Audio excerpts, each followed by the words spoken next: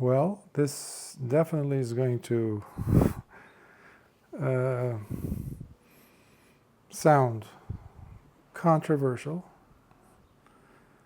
given the nature of the question. But we are living at a time period where we've become accustomed to biting our tongue and not saying what needs to be said. Unfortunately, that is a very, very slippery slope, because when we are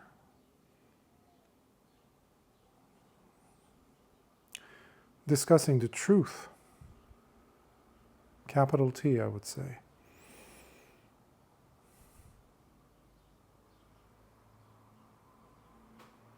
and the Dhamma captures that, by the way.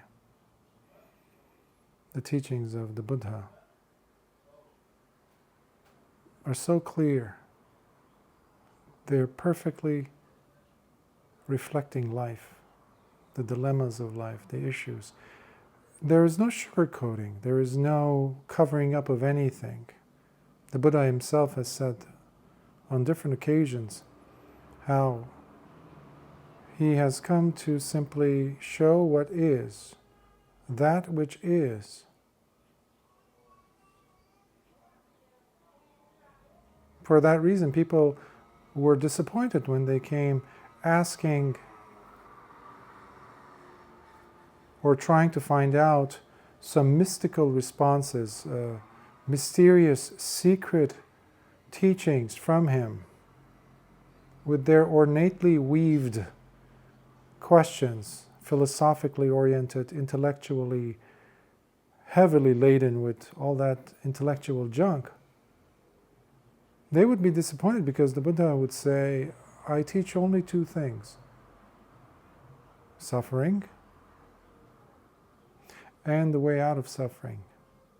Now, when he said, I teach suffering, he did not mean that we're somehow trying to create suffering. No, we are looking at suffering and seeing it for what it is, without sugarcoating it with anything, without covering it up, without camouflaging or saying or stating something that minimizes the intensity of the experience by creating delusion, by creating ignorance, by creating, in a sense, false hope, so that you could get a better tomorrow waiting for you in your mind, so you can actually have some expectation of better days to come, which simply is another way of saying procrastinating what this experience is teaching us. Because after all, if there's suffering, and this is where the teaching comes in, the first part of what he taught, you look at the origin. Why am I feeling pain in my foot? Why? Well, you look, when you say why, first of all, you're not running away. It's like, if your foot is hurting, you can't go ahead and turn on the volume on your radio station. You can't keep feeding yourself bucket loads of ice cream, or watch something on TV to minimize the suffering. If you're doing that, and most of us do this, by the way, in different ways, whether it's through some distraction here and there, it could also be ritualized, it could be even things that we do to simply ease the pain, to make it go away, or take some pills, some drugs. Or you can look at the pain itself and say, ooh, that hurts. Okay, the Buddha did not say, go ahead, keep looking at the, ooh, it's hurting, and magnify that hurting. No, no, no, no, no. When we talk about the noble truth of dukkha, or the realization, the seeing, the becoming mindful of dukkha being there, that has an element of powerful discernment in it. There's a clear comprehension of what is happening. There's a mature position taking about or in regards to the suffering. Then you ask, why is my foot hurting? That is the origin. We're looking at the samudaya, the point of origin. Okay? So this is the thing which leads you into looking at the inside of the shoe or the bottom, and then you find out that there is a rusty nail that's stuck, that's pierced its way. Somehow you stepped on it. And this tip of this nail has been going into your flesh. Okay? Now the person might go ahead and put another layer of sole on the bottom of the shoes to thicken it, but that's not going to relieve the pain because the nail would still be there. So the way out of, that's the second thing that the Buddha taught, which is the way out of suffering, right? Cessation of suffering. And that comes in and pulls the nail out with some calipers, something to pull it out, pliers, whatever you want to call it. And then that comes in the form of the path, the Noble Eightfold Path, with which you see, you understand. Next time you're having suffering, you look, you carefully observe. That already says something about your view, your approach, your intention, your speech, your action, your livelihood, your approach to life, how you earn a living, how you put effort, how you are mindful, and how you concentrate. So that's, in a very, very small nutshell, of the pragmatic approach that I would say the Buddha presented to these individuals who would come asking for something outrageously, otherworldly. Now, the controversial part of the question that I'm going to try to address here, which is not going to make a lot of people happy, of course, but then again,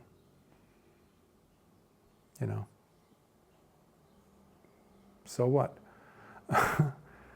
I am here to help clarify the points and say things the way they are, not the way that we like them to be. I've spent most of my life trying to highlight areas of concern, things that people were bending over backward to hide and to cover up. So here the question is asking about, in the West, in the world, such as in America or in Europe, for example, or a Western country that is not traditionally Buddhist,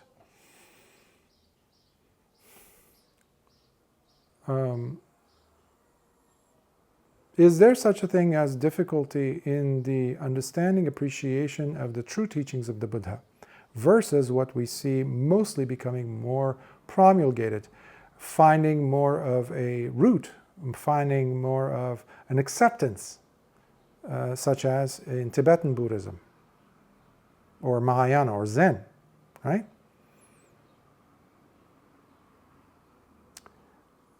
You can already sense where, when we talk about the traditional teachings of Buddhism, you don't see any of the Vajrayana stuff. You don't see any of the things that you see being pushed in front of people for the last 40 years. Now, unfortunately, the teachings, when I say original teachings of the Buddha, we have to clarify that as well, because when we say, let's say I'm a Theravadan monk, I'm ordained within the Theravadan tradition. Okay. But there's a lot of stuff that were added upon the traditional teachings of the Buddha as well, in my so-called my tradition, because it's quite variegated. It's very diverse. To go ahead and look for the actual teachings of the Buddha is very, well, it used to be much more difficult. When I was introduced to Buddhism years ago. It was through Zen. It was also through Vajrayana, but very closely with Theravada. But when I was being taught by teachers, monastics mostly, aside from my own personal readings and all that, what I was presented with, I'm now referring to the Theravadan part, the earliest teachings. You saw a lot of commentaries, Visuddhimagga, path of purification, etc. Things that were written down over 1,000 years after the Buddha died. Okay? Now some might disagree, this and that, oh, it was less than that, but essentially they were not part of the teachings. Everyone can attest to that, if they're looking at the historical facts, okay, vis-a-vis the first and second council. Okay. So there's a lot of other stuff that were added that were not part of the teachings of the Buddha within Theravada. Let me just say that up front. Now let's go into the question as to why, for example, I'm going to paraphrase, of course, the question in regards to why do different aspects of Buddhism, much later traditions of Buddhism, found a stronger acceptance in a place like Europe or America or Western culture, Western places where weren't or aren't traditionally Buddhist.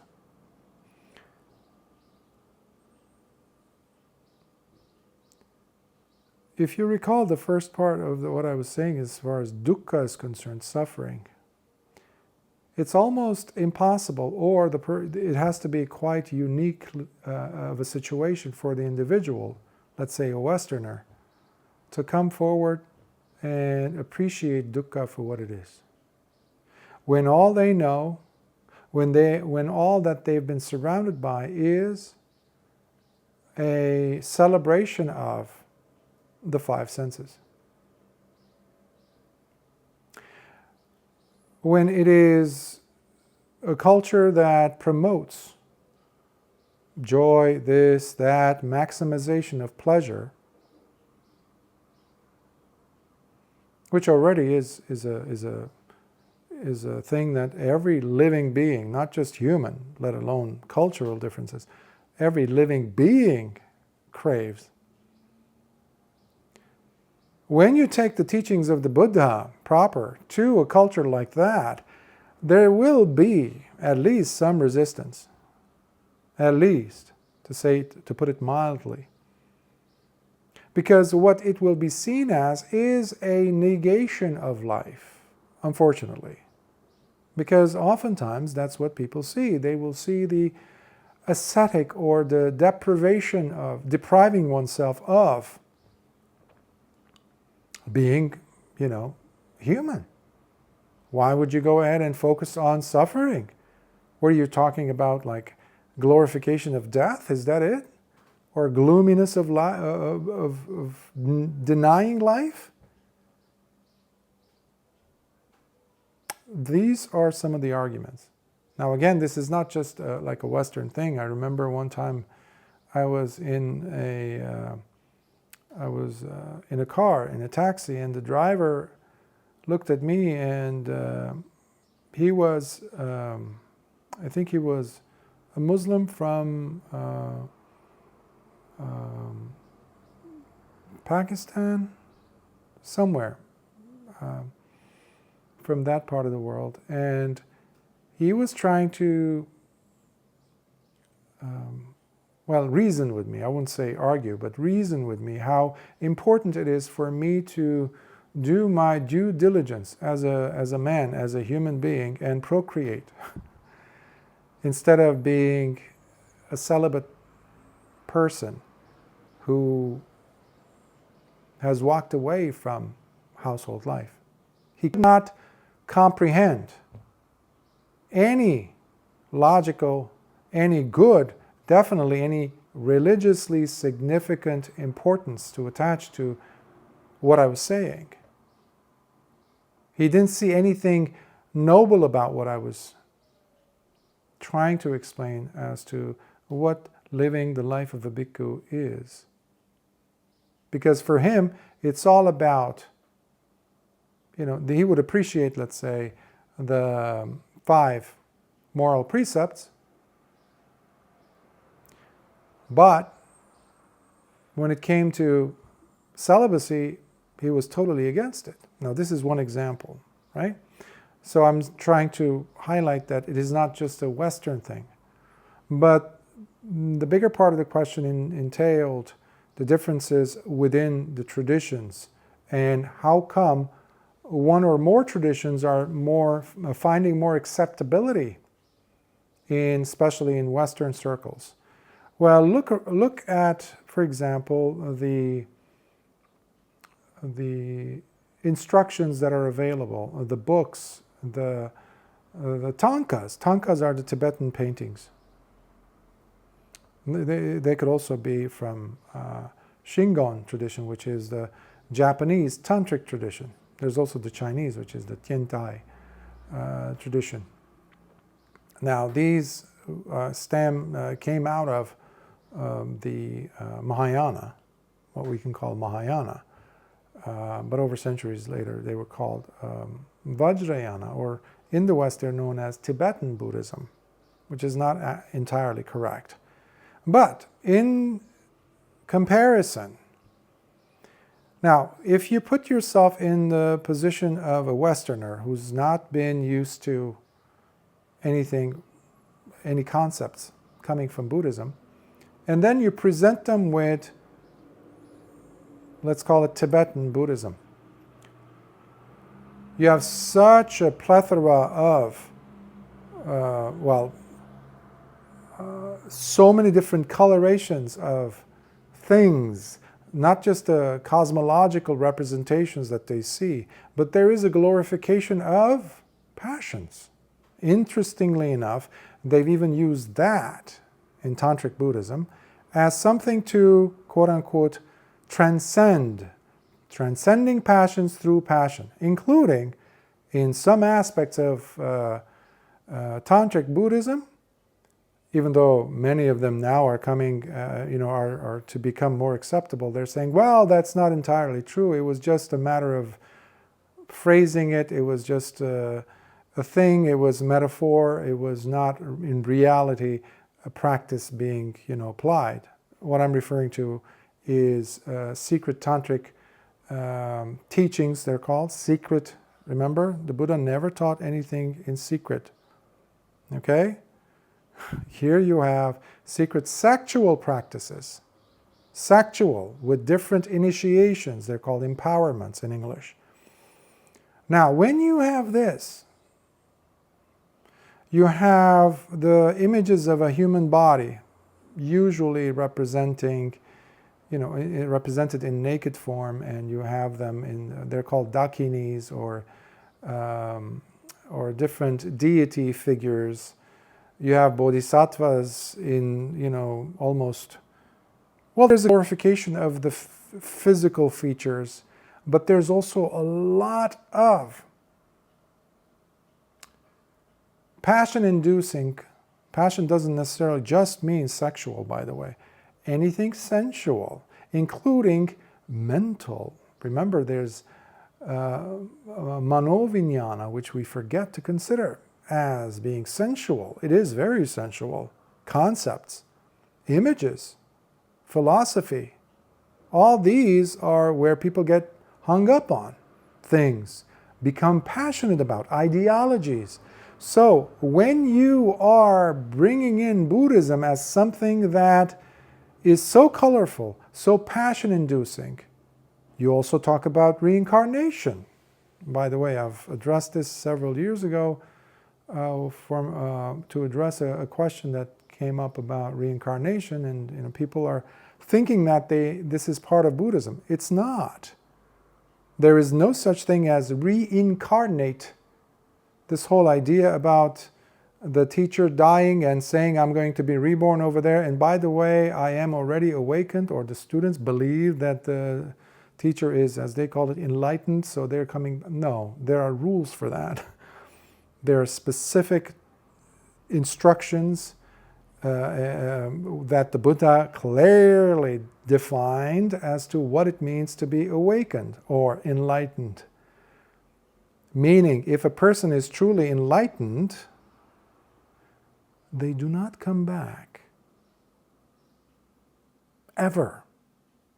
I'm talking about the Arahant. Okay? So it's pure delusion. Because nowadays people are still, again, talking about reincarnation, this and that. Oh, so this teacher comes back. So they added these elements of mystery, mystique, to the teachings. To the point where what they practice, what they advocate for is, in essence, when you go back to the suttas, the Pali suttas, and you compare, you contrast, and you cross-reference, try to find any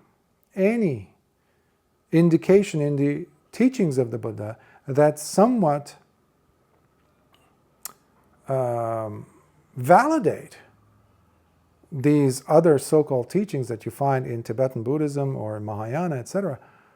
And you can't find, especially in terms of the ones that I just mentioned. I'm highlighting these points. Of course, there are some teachings, but those teachings in Tibetan Buddhism that correspond, of course, like the Four Noble Truths. But when you go deeper into what I just mentioned, empowerments and secret initiations, etc., and the person feels, again, I'm coming back to the Westerner or anybody who's not, who hasn't been raised in that culture of appreciating what the Buddha taught. When they see this, and they're coming, let's pick a person who's Christian. So let's say they are church-going, or at least they're aware of churches and Christendom and all that, rites and rituals. So then you present that, which any anthropologist could tell you, it's very similar, if not even more colorful, for such a person to encounter Tibetan Buddhism. I mean, you walk into a temple, let's say there's a ceremony going on, there's so much color, there's so many, truly, like literally bells and whistles going on. There's drums, there's different voice patterns, it's very, very otherworldly. It's like they brought Asia into their neck of the woods. Okay? Plus, they're very smiling, they're very happy, they're very amicable, this and that. Plus, wait a minute, they're not telling us to deny our passions. Look at this, look at over there, the statues. They're having sex. Okay? There's paintings of that. Of course, when you go and speak to the monk, they will completely present to you a different symbolic, metaphoric, male and female energies of the universe. Oh, this is not really what's happening. Meanwhile, you have so-called monastics walking around those halls with pornography on the walls. That's what it is. That's what this is. And that's why we also find pedophilia. Okay? Because people are people.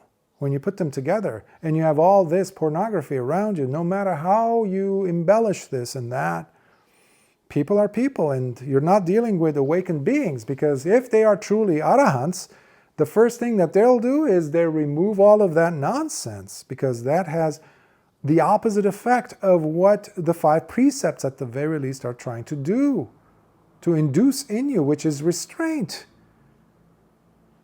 So how are you going to look at that statue or that painting of a very sexually explicit position, okay, on a wall, in a Buddhist temple, with a Buddha statue over there? And by the way, we're bowing to that. Okay, so we are bowing to, so this is a absolutely 100% celebration of life. And I am a layperson, let's say the person is thinking. So what do I have to do? Oh, I can come here and chant. I can come here and calm my mind. Oh, I could do that. And maybe do some donation. But look how nice this place is. Okay, compared to a church. Maybe they haven't been going to churches. And that's what, it's an unfortunate scene, I would say, in Europe, in Western countries, where people have not been going to churches. Many beautiful churches have not been, attended. And they're empty, sadly. I have gone to different parts in Europe when I was a layman, and I would see that, and it's heartbreaking. But anyhow, when a person is all of a sudden being introduced with such a variety, it's as I said, plethora of different celebrations in a package that's called Buddhism. And you have characters who are like leaders, who are so smiley, who are so accepting.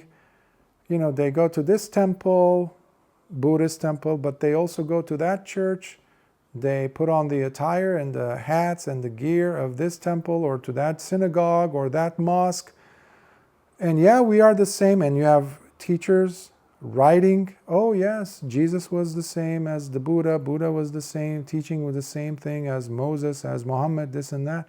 When you have such corruption, that's what it is, being spread for the sake of gaining acceptance. This is in now addressing those so-called Buddhist chaplains and practitioners or leaders. Then the lay people don't know the difference. They trust you. Now, when you look at, okay, what did this, let's call it a switch. What did this switch over from, let's say, being a Christian or a Jewish person to becoming, or an atheist, becoming a Buddhist? What did that really entail? What did you switch to? How different is it? And let's look at what this thing that you switched to really is. And is it really what you purport it to be, what it has been taught to you to be, what it truly is? So this is where anybody who's talking about the Dhamma proper is going to not find that big of an audience anywhere, not just in Europe, by the way. I am addressing it because the question came from a purview of Western culture. Why is there more of an acceptance to all this colorful, this and that, how come traditional Buddhist teachings, or the actual teachings of the Buddha, do not find such a massive acceptance as, say, the Tibetan teachings do, or Zen, Vietnamese Zen, and all that, that have been in the West, written by Westerners initially, for whatever reason, gained more acceptance and popularity. So anybody, now this is where I return back to initially what I was describing as to the teachings of the Buddha, what they're really after.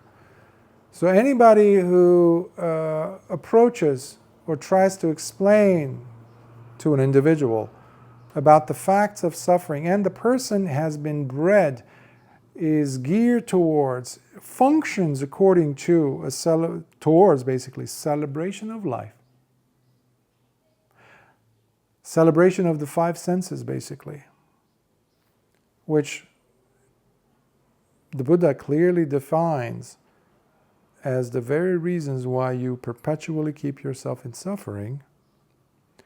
And so you're coming over and you're trying to tell them about the facts of dukkha, then the person is not going to resonate with that, because they will see the teachings of the Buddha as something macabre, something dark, something, as I said, negating of life. They don't want to have anything to do with it. So that's what I would address it as being one of the factors. Now,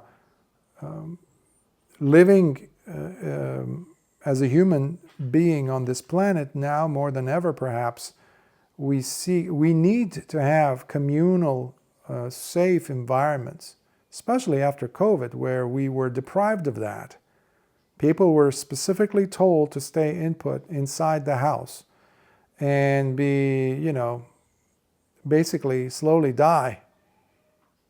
That was the most stupidest thing as having studied science, having taught science, just having basic common sense, natural immunity and all that evolution has brought with us here, basically, all that was pushed aside. So people are now, especially, we have been released from prison. We can go outside, we can play, we can walk, we can enjoy the sun, we can breathe the free air without any stupid masks on. Okay? All that idiocy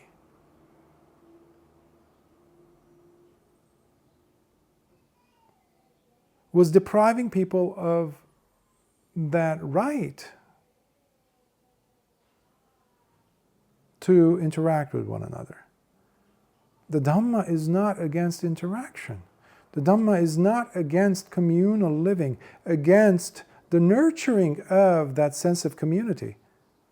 The Dhamma that the Buddha himself, the historical Buddha, taught is all about taking care of that, creating a loving environment where, as a lay person, you are most certainly not being deprived of any of your senses.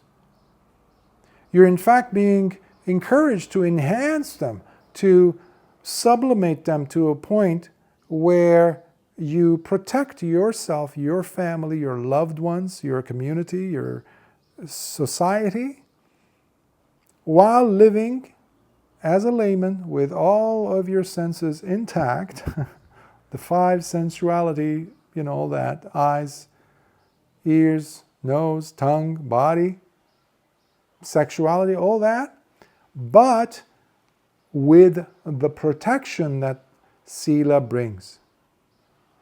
Protecting yourself from getting in trouble. If you don't practice Sila, you're going to look over your neighbor's yard and try to look for his wife, or crave somebody else's belonging, or go after what another person has. But if you notice, the Buddha did not say, did not deprive anyone of the capacity to own and possess. In fact, there are some suttas the Buddha is talking about giving advice on economics to a layperson, teaching a person how to invest.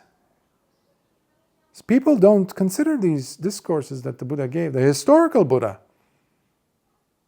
but it doesn't serve their purposes, So, he was so down to earth, this great teacher. Unfortunately, people don't know anything about the teachings. Instead, they hear all these nonsense about, this teacher is going to reincarnate, he's going to show up in this area. How does he know? How does he know? He doesn't. And if he is awakened, as per the instructions of the Buddha, the teachings of the Buddha, then he should have been done already by now. Okay? So there is no perpetually coming back again and again and again and again and again. No. It's just a farce. It's just a joke, and the joke is on us, whoever is stupid enough to believe this. Anybody? Because I don't want to go back and explain the Buddhist principle, because these are not Buddhist. I know in the university settings, professors, etc., scholars abstain from saying, well, what type of Buddhism are you talking about? No, hold on. Hold on. There's only one. Okay? This is the whole inclusivity, that thing that polluted the environment. You have today so-called Theravadan monks being apologetic in their rendering, in their description of the Theravada, and being so open in including, inviting, beyond tolerance, by the way, beyond tolerance. And when you open the floodgates, when you say, this is okay, yeah, it's okay, it's just a different version. Well, hold on. If I'm accepting this as the Buddha's teachings, and I look over here and I adhere to the Buddha's teachings proper as I have been taught in the suttas, well, as the saying goes, you cannot serve two masters. There cannot be two versions of the truth, you know. That's the politician's realm we're dealing with. You have now become very sneaky. You've become very much of a diplomat. And that is not what a bhikkhu's job is. Bhikkhu's role is not to be apologetic of what the Buddha said. No. No, absolutely not. You have to be very categorical when it's called for. And this is a big, a big deal. So we have to call it out. I mentioned how once, in one of the addresses I've given some years ago, not that long ago, where I was in Central America and I was looking for a place to live, and I was just basically trying out that small pueblo in Central America, and it was a very hot day, and I was sitting and I was having an ice cream, and a man approached on a bike. Everyone's eyes were on me, obviously, because I stood out, I'm in robes. What is this? And he approached, and I smiled, and he smiled too. He approached some more, and he asked if I spoke Spanish. I said very little, and he said, can you speak English? And I said yes, and so we started speaking. And it didn't take long for him to comment on what the Dalai Lama had done. So a few years ago when he made that debacle, which everybody covered up, especially the mainstream media. And he asked me in a very, point blank, as they say, to find out whether I was a threat or not. I could sense from the question. Or whether I was going to wiggle my way out by being diplomatic about it.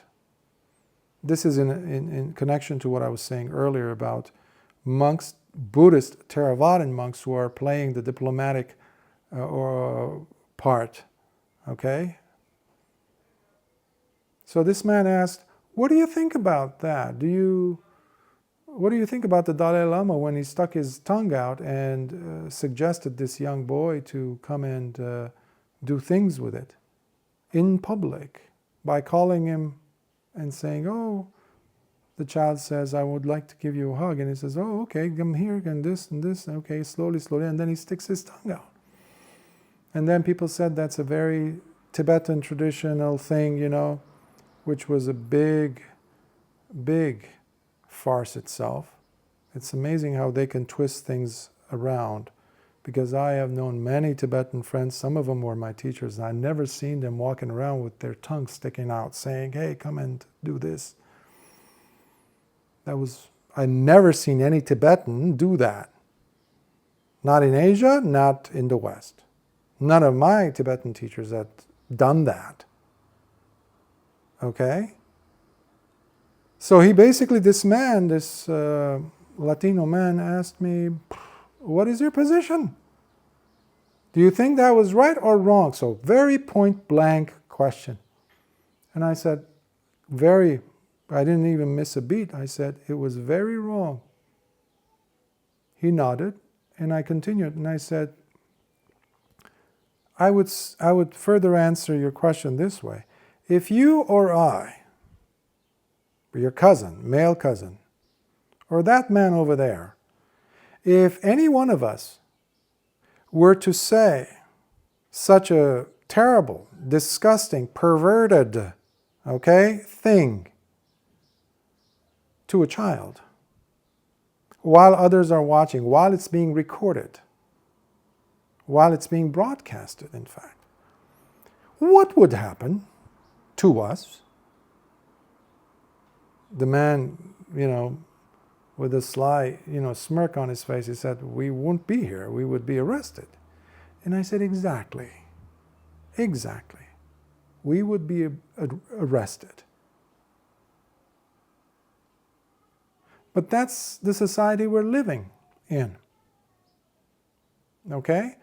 And people are very willing to roll with it, as the English saying goes, and ignore it. And that's what happened. But if it was one's own child being exposed to that, and not this big figure, big celebrity monk, okay, the outcome would have been totally different. The way the Buddha lived and died,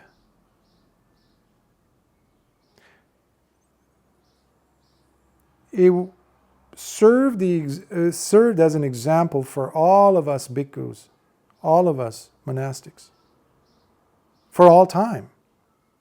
He wasn't living just for that time period, in that culture, in that part of India. No. That's why we have rules. And beyond the rules, we have this thing called decency, which does not change, despite cultural differences, despite, fads and fashions and things, what is customary. The way you walk, the way you behave, with respect, with decency, courtesy,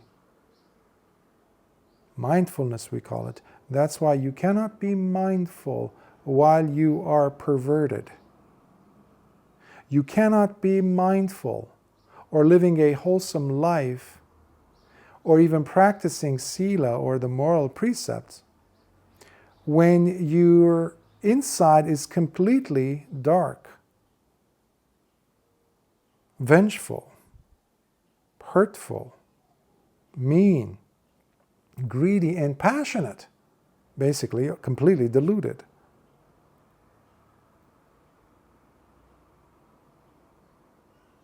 That's what the Buddha was teaching, in my opinion. And it's not an opinion if you look at the suttas. Okay? Everything I say has to be validated in the discourse, through the discourse. You have to find it there. The Noble Eightfold Path is it. I just finished recording, I just finished translating one of the suttas from the Samyutta Nikaya, and it's called the Nagara Sutta. Nagara Sutta is, think of it as the old, ancient city, which Lord Buddha is using as a simile, as a metaphor. And he says, imagine a man wandering through the forest. Suddenly he comes across an old path. But you could see that it's actually carved at one point by humans, by some civilization. So he takes that path in the woods, and then he goes and suddenly he finds himself in this huge area in the middle of the forest. And it's beautiful, surrounded by waterfalls, lotus ponds, beautiful parks, gardens, birds, animals. It's beautiful. It's an old city. And then he goes and tells the king about it, and he says, my lord, you have to see what I saw. It's a city in your kingdom.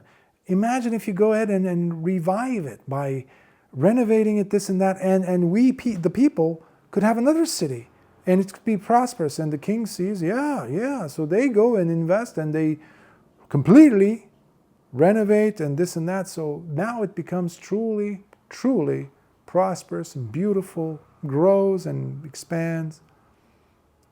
Now this metaphor that the Buddha was using was and is for the ancient noble path that he discovered, the Noble Eightfold Path itself. And he says, that is what I have done. I have uncovered this path for you, O bhikkhus. I have been sharing it. I have seen the links of dependent origination. I have seen the connection of suffering with the desire to become. I have seen the fact of suffering attached to, because of, craving with its constant thirst for more that beings have. I have seen the connection of all of these things. And then I saw how I can end decaying, aging, and even death if I follow the Noble Eightfold Path, which is right view, right intentional thought, right speech or communication, right action, right livelihood, right effort, right mindfulness, and right concentration, collectedness of mind.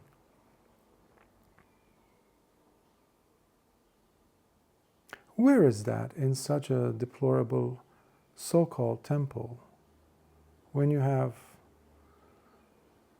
things depicting basically the breaking of sila? How can your mind concentrate when there's a celebration of vices in front of you? Of course, when you allow the mind to continue on its path like a monkey, you will find yourself sooner than later, probably, glorifying passions, glorifying anger, and that's what you have. This is what happened even at the time of Nalanda, when outside factors came in, and they were, because of the acceptance of diversity in those days, they brought in all these outside elements, outside Manichaeism, Christianity, other factors, other traditions, other wrong views, such as Tantricism, Tantric initiations, things like that. And that's how that beautiful monastery, university, the beacon of wisdom, which it was at one point, was destroyed. First, it imploded from inside because of the introduction of all these non-Buddhist. When I say non-Buddhist, it's not, I wouldn't like you to think of it as a religion, but truth, the source of wisdom. Source of wisdom that is there for us to apply and understand life through and with. Because after all, what is ending? Remember, I was saying the Buddha taught two things: suffering and its end, the ending of suffering. The ending is your suffering's end, not something else. It's not something that is happening for the world over there or later, or it's some achievement that we collectively have to attain or make for the collective, as in, communism or some other ism out there that thrives on the crowd mentality. That's all delusional. And that's why true safety through security can only come through one's own direct knowledge, direct personal understanding, which breaks all of the veils all of the veils of deception that keep the true teachings of the Buddha from being easily accessed by anyone, not just a Westerner, but especially a Westerner, I would say, given the theme that I'm trying to address as to why the teachings of the Buddha have a hard time penetrating into the psyche of the West. The true teachings.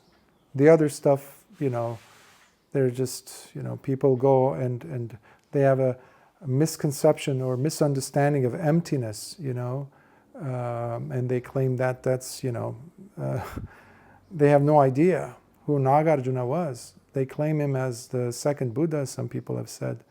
I recommend them going and reading Professor David Kalupahana's book on Nagarjuna. He completely shook the boat. Yeah, even Theravadan monks went against him, saying, oh, well, how come? Because they're uneducated. Because they were educated in the commentaries and they weren't educated in the Buddha's teachings, in the suttas. Because we have to face the facts. The Buddha himself said, before the sasana dies, before the teachings, the Dhamma dies, or die, before it disappears, the monks will stop discussing, will stop reading, will stop being interested in the signless, or specifically with sunya, with the emptiness principle. Okay? Now, later on, the Mahayanas came in and they turned it into something, an abstraction, an abstract thing. And then they saw the Buddha's teachings as something banal, something inferior. And that took another turn. It took the Dhamma into another path. So it became the realm of intellectuals, scholars, academicians. On the other hand, you had the others who were going with the Abhidhamma path. That's why they called themselves Mahayana, and they called the other ones, well, they had to compete because of the resources from the laity, the king, all that, the royalty, patronage. So it was all political. But as they were doing this, the Dhamma was being sacrificed. Now, thankfully, there were true bhikkhus who were living the path, and they had nothing to do with this. They kept the suttas going. People went ahead, they came up with their own interpretations and concepts and cherry-picked which discourses, which teachings of the Buddha kind of matched. They took out teachings, they included teachings. I'm not even talking about the Mahayanas now, I'm talking about the Theravadan, the earliest. They manipulated the teachings. That's why in the actual Pali Canon you have some suttas that don't belong there. People added them later. Now, the average person doesn't know this. This has been my life for the past almost 40 years. I wanted to understand what is textual analysis?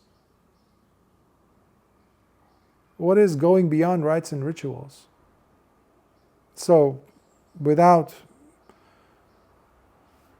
going on to farther tangent, I would say rites and rituals, the maintaining of that and presenting Buddhism as something that pretty much is that, to a Western mind, it's more palatable than presenting the facts of life, as in, what causes suffering? What's the origin of suffering?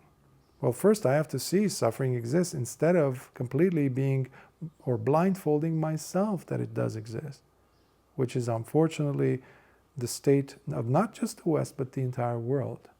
That's why we have a blindfold in every single one of us, in our hands. It's called a cell phone.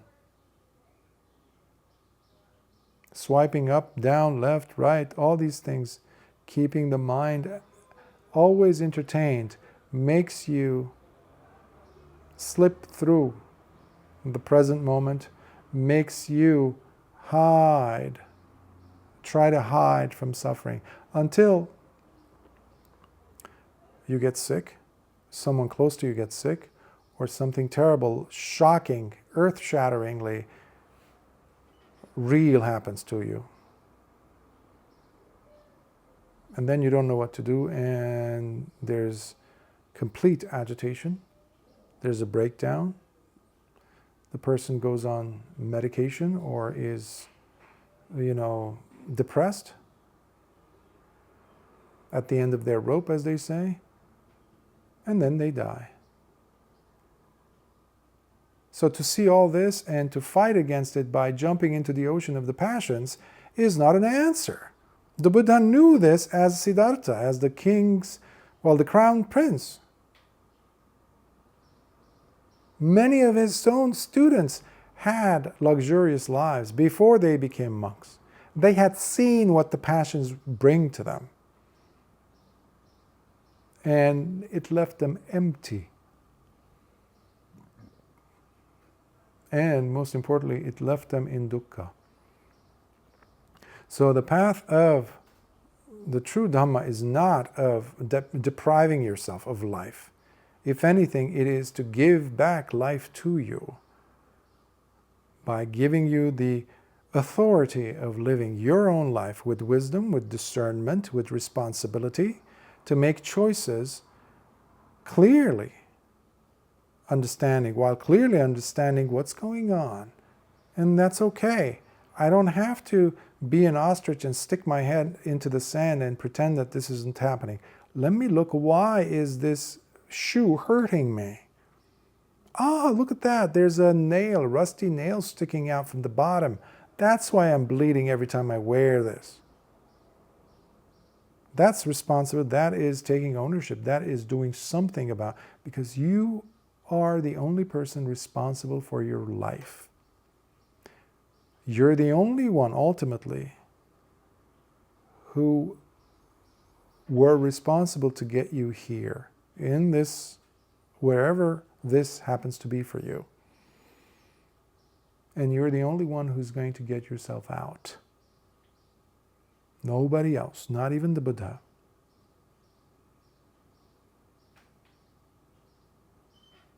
Sukhiyot.